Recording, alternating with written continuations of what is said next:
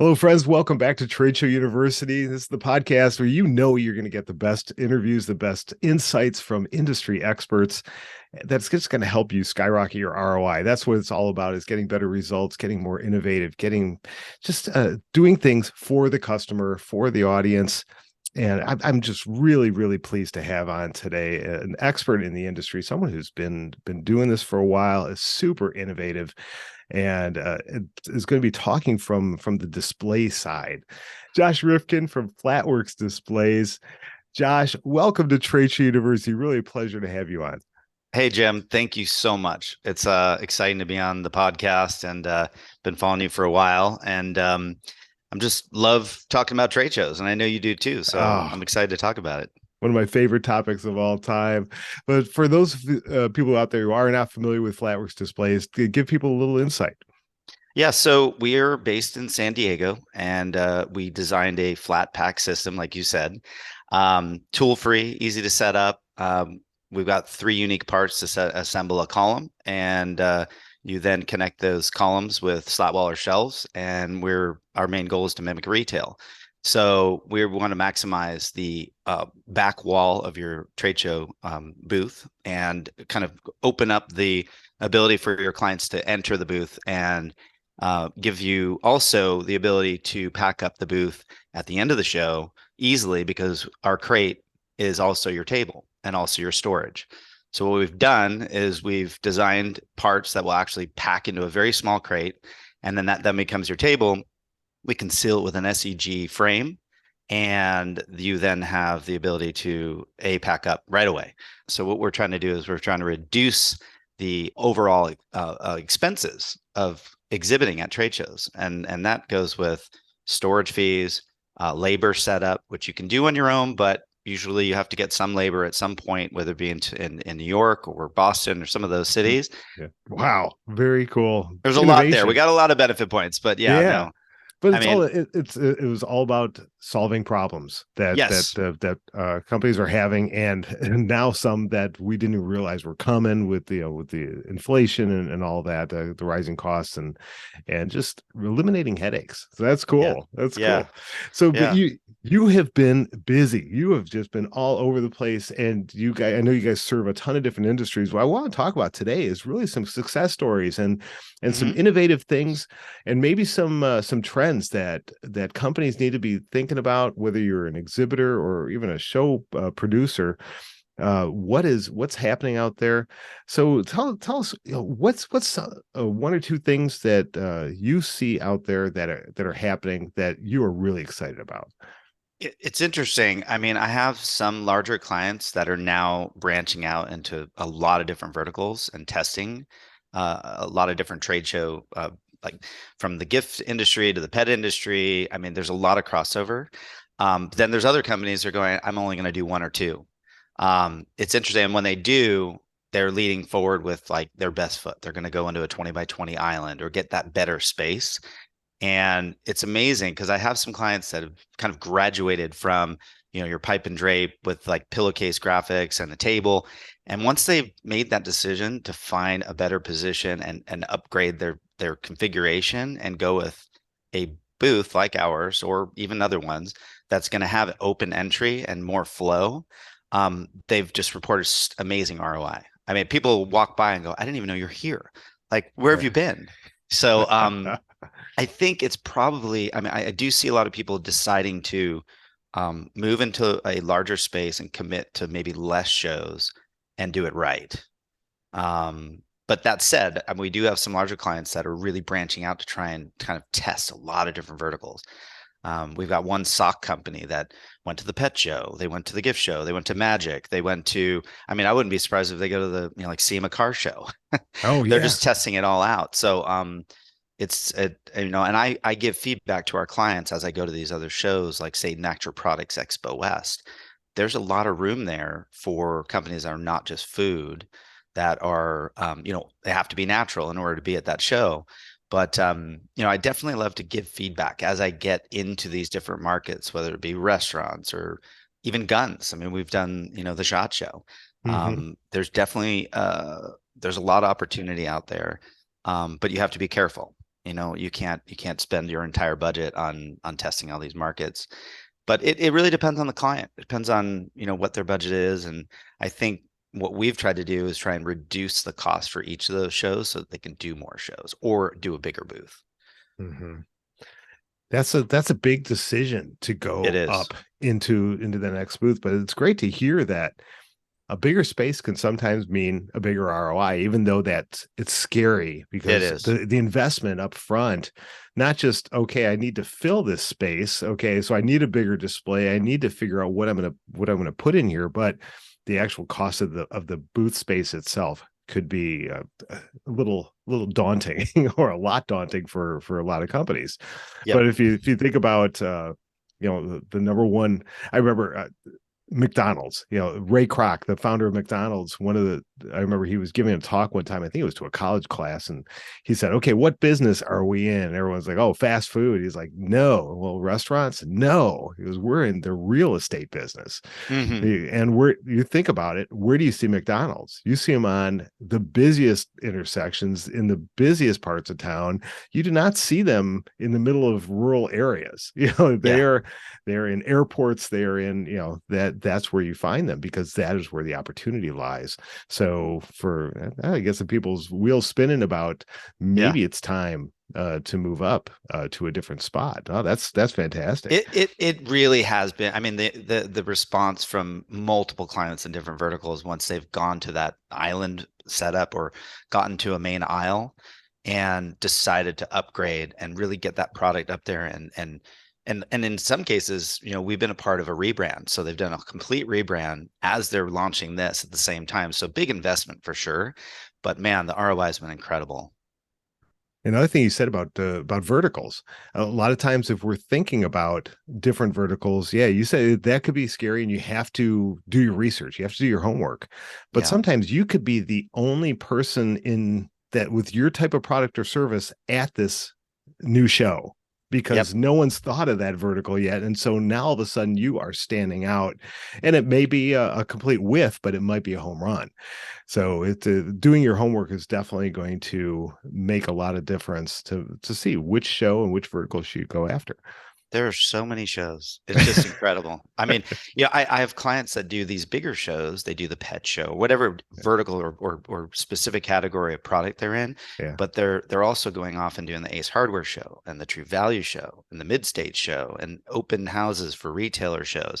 So having a system that you can build this bigger booth and then do smaller and keep that brand consistency, I think Mhm. that's really important. And that's kind of why we came up with the system we had, because I did 15, 20 shows a year for another publishing company I worked for.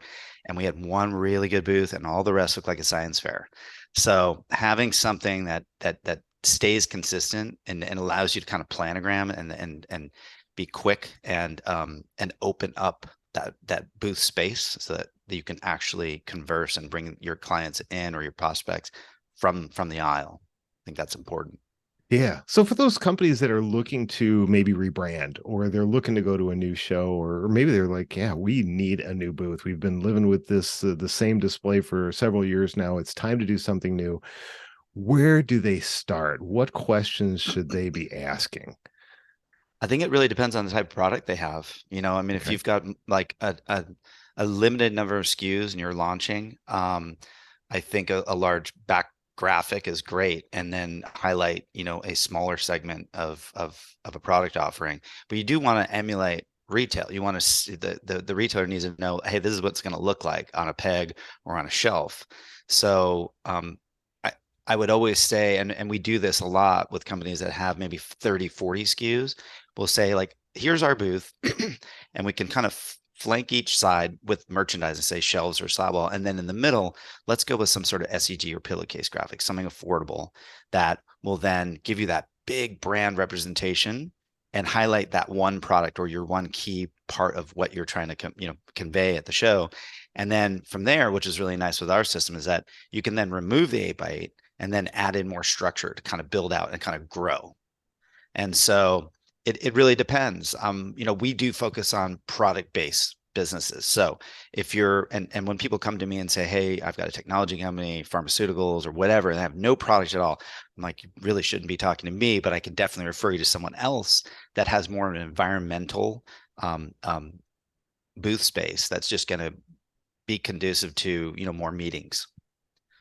Yeah. So it really depends on what product or no product of what you're trying Mm. to accomplish. So, and a lot of people are going to say, "Oh, I want a backlit, SEG graphic or something really bright and beautiful."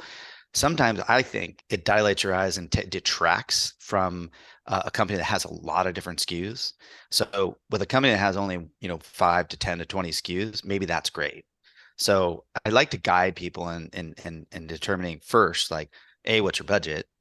Mhm. And how many shows are you going to be doing, right? So and if is this going to be kind of regional? If it's regional and you've got sales reps, you want something really nimble, right? They want to be able to walk it in, carry some things in. So there's a lot of great solutions out there. But when it comes to heavy product base, you kind of have to commit, right? Otherwise, you're going to have this, drape table and a backdrop, and it looks like you're starting out. And so, in the eyes of the or the buyers, they're gonna look at this booth and go, will they be able to deliver this product, right? If you're all buttoned up, then they're more likely to probably place a PO. So that's how I see it. And that's where if you don't have the budget, you don't have the budget. There's not much, we can do about that. But I think there are solutions. And I always try to, and I've built a great network, especially over a pandemic with the LinkedIn, with a lot of different people that have specialties in very portable, easy to assemble. Now I could do that and I could reach out, but I tend to just kind of refer those out.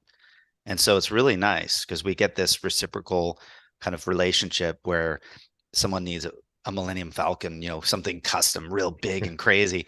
I know who to call for that. I've got a number of people. So I like to say no, but still say yes and give everyone kind of a solution. That's awesome. I love the customer service there because you're not. I'm leaving with a great feeling for you as and your company because you helped me, even though you Yeah. couldn't do it personally. You didn't take the Yeah. business, but you referred out, and then I'm thinking about coming back to you next time and saying, "Can you do Or this?" referred to someone Yeah. else, right? That someone that has product or whatever it may be. But it's been really fun.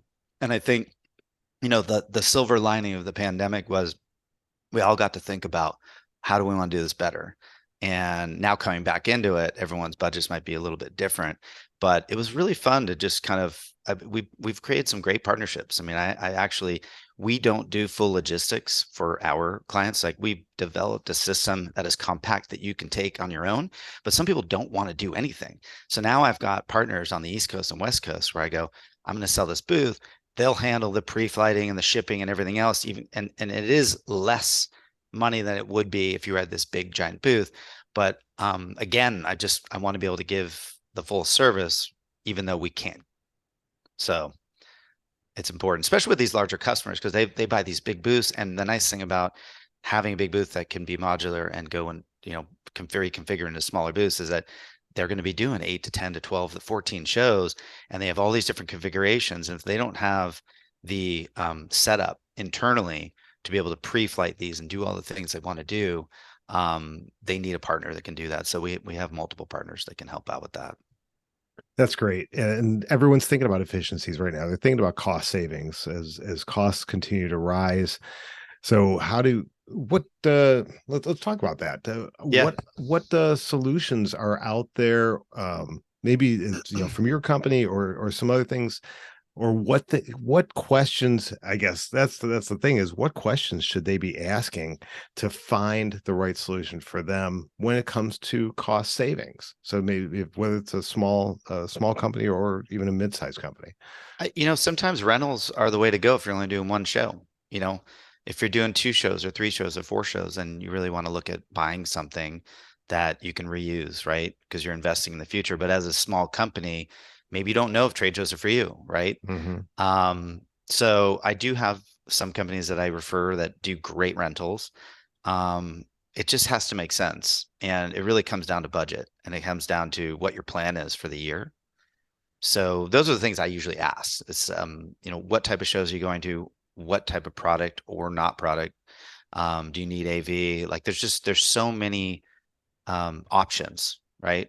Mhm. And I'm happy to find those for them. So So with your displays and others, one thing that I'm a big fan of is lighting. yep. And are you seeing any new trends in lighting or anything that's innovative that people should be aware about? Well, lighting is so important. And when we first launched this business, we didn't have shelf lighting. And actually, one of our clients ran out to Home Depot and grabbed some ribbon LEDs, and it was remote, and he started changing colors, and it got a little crazy. But I was like, wow, that isn't. We really do need to figure this out. So we then, during the pandemic, changed our system, and we added in these metal brackets that connect our shelves, and then they were magnetic. So we created these, we bought LED extruded um, light bars, and boom, all of a sudden the whole thing changed, right? There's certain shows that I've done recently, one of them being like Toy Fest West, which is in Las Vegas. Small show. It's in the new expo hall attached to the World Market Center, and we had about 7 booths there. You knew where our booths were because we had so much light, and the hall was quite dark. So it was like these beacons of light, and people just draw towards that, right? So and even in like permanent showrooms and places like that, getting access to power is pretty hard.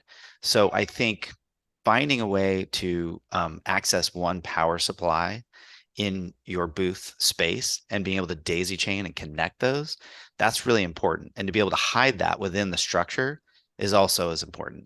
And that's something that we've done. And ever since we went to lighting, it's been an absolute game changer.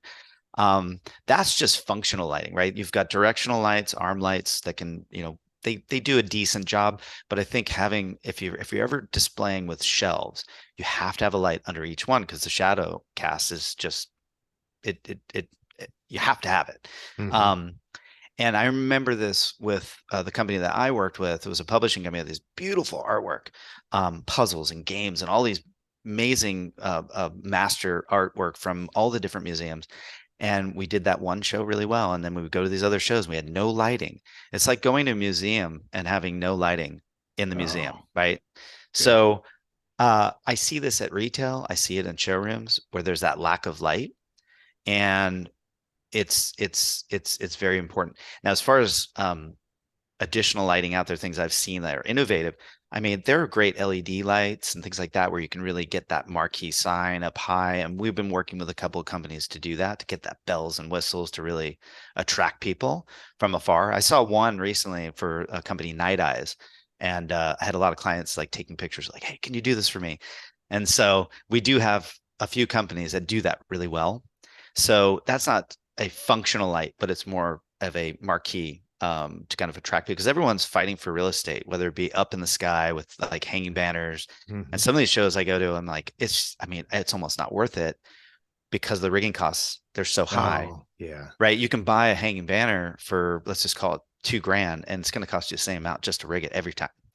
Yeah. Um, but it is a great way to, within the show, being very far away, to find that person and drop down. Um, so some shows don't use them, some shows do. But my point of that is, how do you attract those buyers as they're walking around? I feel like any good buyer is going to be, you know, have a plan, right? They're walking the show, they're gonna walk up and down, and eventually they'll find it. Especially they want to find something that's new and innovative. So I think I'm not a big fan of the hanging banners, but if someone wants them, we'll do it. Um, But as far as lighting, I'll be at Exhibitor Live in 10 days. And I think next time we talk, I'll probably have some better feedback on that. Um, but I haven't seen anything, dramatic, other than the fact that like what we do, I think is fantastic. I think you just have to light the shelves. It's so important to highlight that product. So yeah, lighting is absolutely critical, and it's worth the investment. I'm glad you're as big a fan as I am because Oh yeah.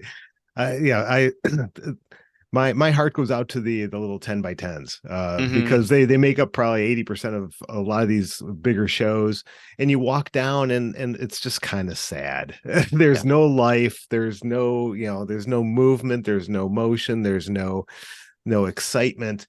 And lighting that that a booth that is well lit, even a 10 by 10 or, you know, a 10 by 20, or you get into the bigger booths, obviously, but that can make all the difference in being that beacon Yeah. of life and somewhere It's down hard that to draws light people that. in. I mean, I would say, if you're in a 10 by 10 and you don't have a way to kind of attach lighting, you're probably either best bet is just, I mean, I hate doing park cans, but just get a flood of light on your 10 by 10. I mean, that's Mm, probably your best bet. Just so people can see you. yeah, Um, so there absolutely. are their traditional ways to get it, and it is expensive, but it'd probably be worth it. Yeah. It just depends on your position. Well, you brought up retail a little while back in our conversation, and really thinking about and understanding, how do retailers, they are masters because they're constantly thinking about, how do we draw people to different parts of the store? How do we Mhm. highlight specific products? Obviously, we're not talking about the Costco or Sam's Club as much as we are the boutique stores, but they're masters at this. And you talked about, you know, creating shelving, and that also comes to understanding your audience as who is there, and if they need to see, because they are a retailer, they want to see how the product's going to look in their store. So I love that you said that about, you know, creating that shelving. So maybe it's not just putting out the product, but it's putting out the product so your audience who's in front of you will see, this is what Yep. it's going to look like at our store. That's the custom display that they're going to send me. Or this is how it's going to look on the pegboard, or you know, But whatever it it's also is. it's also the flow of traffic too, because I have a lot of friends that worked in retail that handled, merchandising for Quicksilver and some of these larger retailers, and Hmm. they have a definitive plan, and they have analytics that show how they draw into the store and how you keep them going, walking around the store. Yeah. I actually met a company called Fast Sensor. I don't know if you've talked to them. No. Kaylin Welch is one of the owners of that company. We've walked the shows, and they have a way to kind of heat map, right? They've got these sensors within the booth, and these are for bigger booths, right? To Sure. show where's the ROI for some of these things, that whether it be, the bar is open, at from 4 to 6 p.m., like obviously that's going to drive traffic, but how do you engage, and how do you reconfigure and make things better? Like how do you learn from each show? And I think one of the things that I like about our system is that it is modular. So if Hmm. you're creating a 20 by 20 and you're closing it off too much, you can easily open it up, right? And you can decide, and also the configuration and the orientation of where your booth is and where the traffic's coming from. You have so many different ways on 4 ways in Hmm. to um, capture that traffic. So there's a lot to do when you elevate from an inline booth to an island booth. And so there's a lot to think about. And a lot of times I like to do that with them, say, because in the beginning stages, we'll give them a custom render, and we'll be like, well, let's put this corner here, or we'll back this wall over here, and let's look at where the traffic is going to be coming from, the main aisle, and who's next to you, right? Because you may have a big booth that's going to be blocking you. You don't know. You don't know what kind of booth they have. So there's a lot of planning. But the nice thing, and again, I just like to toot our own horn, but when on the site, you can reconfigure. That's the cool part. That said, you would, Yeah. in the case of lighting, you would have to run power and move it over. And that's not a big deal. I mean, it's easy to kind of run that one Hmm. power source to another corner. So to be nimble when on the floor to make changes, I think is really important too. Yeah, the key is, like you said, having a modular setup. And Yeah, how many companies over the years, you know, modular has become more, I don't want to say more common, but it's more sure. accessible, more available Yep. from companies like yourselves and others, that and I think more companies should consider that, because I know I've been many years ago, had a display that we just bought brand new, and we were excited about it, and then we get on the show floor and it just didn't work, and Mm, we're like, oh, this is backwards, or this, you know, this needs to be over here, because of the flow, the traffic flow. People weren't seeing what we wanted them to see. And yeah. but now you're stuck. Now you're stuck. But if you had something that's more modular, like you said, in the middle of the Yeah. show, at the end of the first day, you, for day two, you can completely reconfigure your booth so that Yep. you are highlighting what you want to highlight, or just mix it up. So day two, people can come see something different than they saw on day one. So Yeah. there's a lot of of things that you can do. And you also brought up something when you were talking about fast sensor and that flow of people throughout a retail store. We should always be thinking about the flow through our booth, and not, and even if you have a 10 by 10, there is what I, as part of when I train and work with clients, I have what I call the EQF framework. So it's the engage, the qualify, and then Hmm. flow. And that is, Hmm. so you're engaging the person, you're qualifying them, and now I want to get them into a flow, into Hmm. an attendee journey of going through what are they going to experience when they're at my booth. And so you've got to consider that in all that you're doing, and your display is such a huge part of that. Just Maximizing those tiny spaces is critical. I mean, they're yeah. so expensive. I mean, Expo, an actual products Expo West, I mean, it's 8 grand for a 10 by 10. Oof. I mean, it's like the Yeah. highest you could possibly have. But in the food industry, it's interesting because they you kind of want. I've noticed, and I don't really believe this is the case, but you're serving food and you need a counter. You need some way to kind of keep all this flow of traffic coming by and tasting your food and trying these things out. It's just so different than these other shows where you want them to come in, kind of pick it up and give them access. Where this Yeah. is taste it, right? It's very it's fun to go to different shows and see how everyone is um, utilizing these spaces. So It's so cool. It's so cool. And I love that you said the food industry, because a lot of, whether you're in the food industry or you're using food as a draw, you're having a barista, you're popping yeah, popcorn, you're giving out ice cream or something interesting and fun, is maximizing the flow. So when I've got them there, maybe they're standing in line, maybe they're waiting for that sample. Now they've gotten the sample. How do I get them to not walk away? What else is there in my booth that is going to draw them, that there'll be that natural next step, so they could see, okay, now that I've tasted this, what's the next thing that I want them to do? And that's where working with someone like you can help them figure out, okay, this is how we need to design this. Here's where they're going to get here's where they're going to get the sample, and here's where we're going to have them walk, and they're going to go to this display over here, a video panel or whatever it is. yeah. uh so Yeah, that's it's fun. I mean, we have one client that is a pet treat company, and they had a 20 by 30, and we created our crate, and then we kind of flanked this whole thing. They brought in a fridge, and they did a really great job. And they have this giant Serrano ham, and they're just slicing like thin slices, and everyone's coming by and tasting it because Serrano ham is the key ingredient into their treats. And so it's just a fun way. Every big show they do, that's just kind of the draw. And then they have a happy hour. I mean, like all those things are really important and they're expensive. You got to definitely have a budget for that. But I've also seen some really cool things that I think about, because when we get into these bigger spaces, you have more room to kind of play with those experiential pieces where you got this utilitarian um, um, shelves and slat wall, and we graphic it up and we can make it look really great and beautiful. But really, in the end, it's just about highlighting the product, right? And then being able to create that great flow.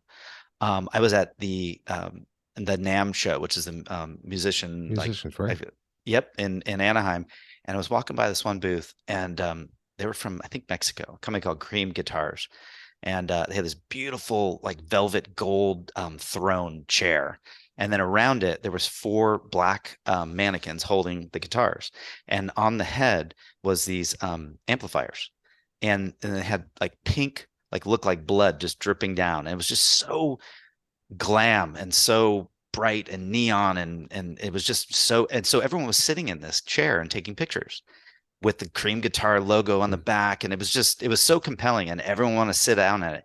And it didn't take up a big space, but I sat down, everyone was taking pictures. It created this draw. And it just makes me think, like when people are like, I want to do something really interesting, I think about that and I go, well, how can we translate that into what they're doing? And Yeah. that's why we have these partners where we go, we need a 3D printed piece or a sculpted piece where we can print on it. So we have these partners where we go, let's do our part, and then let's allocate 10 feet of this photo opportunity or something really compelling where we take that small object that you have, that product, like let's call it a dinosaur, and have it ripping out of of an SEG frame. And so we have the ability to do that stuff and that becomes really fun. They're like, let's just really have fun over here, but let's make sure we highlight our product. The cool thing is, we're in a point in history where anything you could think of, you can create. The Yep. technology exists. Like you said, 3D print, and you could have something Yeah. quickly that is just take. You can go to UPS store and print it. No, They that's have enough I did not they know. have some 3D printing, but yeah, some of the UPS stores Wow. have it. Yeah, it's pretty cool. Just amazing. Josh, this has been fantastic. Oh my gosh, you got my head I spinning. love talking about it. It's amazing. So, as we wrap up today, what are a couple of key things you really want people to take away from our conversation? I think we went over a lot of things here. I mean, Yeah, we did. making these decisions on deciding on which show. I mean, I think maybe probably walking some of these shows first before you actually decide to pull the trigger. And calling people like myself and talking to even competitors. I mean, I think it's so the thing that I learned over LinkedIn or on the pandemic is just like we're all in this together, Mhm. right? I mean, there's plenty of competition, but there's plenty of room. And I think just asking questions and seeking out expert advice like yourself and myself, and ask questions before you just jump into it. So, I think we're trying to solve as many pain points in the convention hall, and we're excited about it. But again, we're not the solution for everybody. So I think it really depends on what your product is, what your service is, and doing your homework and maybe just taking that effort to walk that show before you decide to exhibit at it and see if it makes sense for you. Great advice. Great advice to, make sure you have that right show. I actually have a video training on how to pick the right show. So if anyone That's great. wants that, reach I would out to love to me. see that. Yeah, I would I've, love to see the different shows. Like, in fact, I would love to just share, it's nice to share all the shows because I learn more and more about new shows. We're going to the National Restaurant Association in Chicago. I didn't even know it existed. I didn't know it was as big as Expo West. I thought Expo West was the biggest show I've ever been to. So it is amazing. There's a show in yes. every city, every day around the world, and you could get lost in trying to make that decision. So that's why I Yeah. think really focusing in and at least trying and talking to the shows and then talk to other people like, what other shows do you go to? Um, yeah, don't jump into it quickly. I think is my suggestion. Yeah. And as you're figuring out what your display should be and should look like, don't just look online or look through catalogs or anything like that. I mean, that's great to get some inspiration, but Sure. contact an expert. Get in touch with someone like Josh who has been there, done that many, many, many times, has experience throughout industries, and they can help and heap on you information and stories and examples that you could never find on your own uh with all your searching. So Yeah. that'll going to be specific for you. So Well, and your Josh, podcast is fantastic for that. So I'm thank you. the more and more we do this, I mean, I'm happy to come back on again and talk about something completely different. So Well, we'll have to have you come back on, share some more success stories, maybe dive deep into to some big wins that you've had, some customers that have gone from A to B. Like you yeah, said, some that small booth to an island booth, and how scary that journey was, and maybe we have that'd a be a fun couple time. clients that have gone from 10 by 10s to 20 by 30s. It's just Wow. it's so fun to watch. And maybe just, part of the reason was they're a toy and game puzzle company or whatever it was. And over the pandemic, they did really well. Pet did really well. Toy did really well. Mhm. Everyone was at home and they wanted to buy things that were going to be tactile and play with the family. And so it's been interesting to see what's grown and what's kind of shrunk. So that would be another conversation, which would be really fun. That would. So people want to know more about you, connect with you, and learn more about Flatworks. What is the best way for them to do that? Well, we have a contact page at flatworksdisplays.com. That's flatworks, plural, displays.com. And we also have an Instagram page. All the social media links are at the bottom. But you could reach me directly at josh@flatworksdisplays.com. Awesome. Awesome. I'll drop all of that, all the links into the show notes. So just click on that show notes button and you'll get that. Reach out to Josh. Thank you, Josh. This has Thank been you. this has been fantastic. Thanks for what you do for the industry. Thanks for keeping being innovative and thinking about how do we reduce costs Yep. and being Yep. innovative at the same time. So really, really appreciate you. Thanks so much for joining me today. Thanks, Jim. All right, and everyone continue to come back. Share this out with people who need to hear it. He need that inspiration and get their wheels spinning.